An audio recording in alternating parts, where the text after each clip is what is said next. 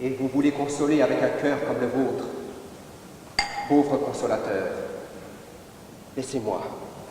Mais en quoi ai-je donc mérité vos injures, alors que j'ai agi dans la meilleure intention, et en quelque sorte, au nom de l'Église et de ma conscience? J'ai horreur des amis qui viennent vous trouver dans le malheur. Ils sont plus cruels que les pires ennemis, bien plus cruels.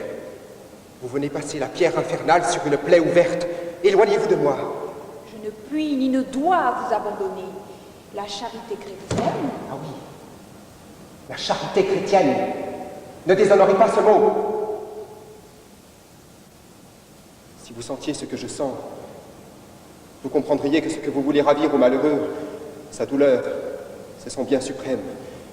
Et cette dernière chose qui lui reste, vous voulez la lui arracher, barbare que vous êtes. En voilà encore des façons de parler.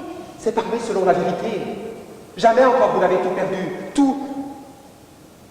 Tout ce qui peut donner le repos de l'âme et le bonheur après le travail.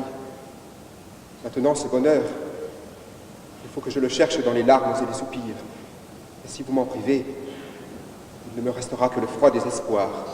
Mais puisque je vous explique que tous vos scrupules sont sans fondement, que Dieu n'a en aucune manière interdit les mariages consanguins. Pas interdit? Que l'interdit n'a sa racine que dans la constitution particulière de l'État juif, dans les mœurs des Juifs, dans leurs coutumes.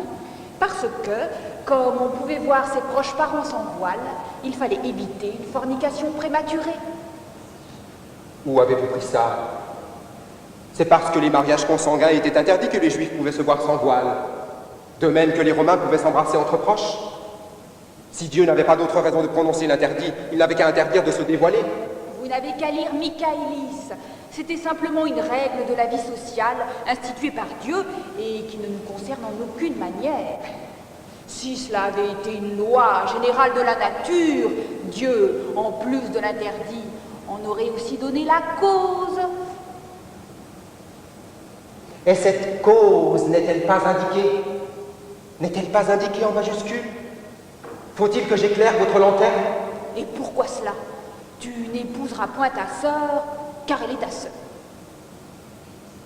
Et cela, vous ne le comprenez pas. Alors malheur à vous si vous ne le comprenez pas. Vous devriez vous prosterner et remercier le législateur d'avoir vu les choses autrement qu'à travers vos lunettes. Il a établi dans les rapports humains un ordre éternel qui seul dans l'existence peut dispenser la joie et le bonheur. Et vous voudriez le détruire. Ô titan que vous êtes, prenez garde que la montagne ne s'abatte sur vous si vous vous attaquez au maître du tonnerre.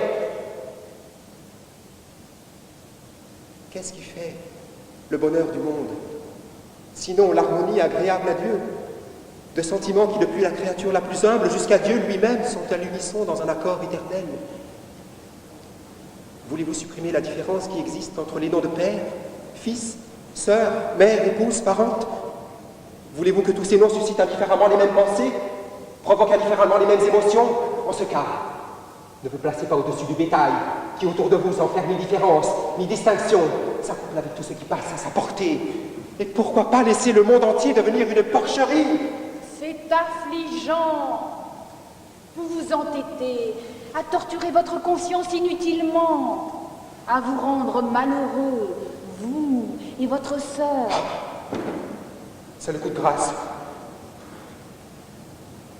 N'aurais-tu pas mieux fait d'écarter ce tableau de mon imagination? Je la vois, étendue devant moi, partagée entre des sentiments contradictoires, pleine de haine et pleine d'amour, livrer le noble combat, accuser les dieux et se tordre de douleur devant Dieu sans rien dire. Ah, cruel que tu es! Tout cela, vous pourriez le lui épargner. Poisonner la conscience, argent, traître! Le sentiment d'avoir bien agi ne peut jamais rendre malheureux. Le chagrin et la douleur ne sont pas encore le vrai malheur. Ils équivalent à un bonheur ambigu dont la racine profonde est l'angoisse morale. Wilhelmine ne sera pas éternellement malheureuse. La beauté qui a su se garder intacte trouve assistance au ciel et n'a pas besoin de consolation, traîtresse. Voulez-vous que je fasse venir votre père? Pour raviver en moi son image. Arrière.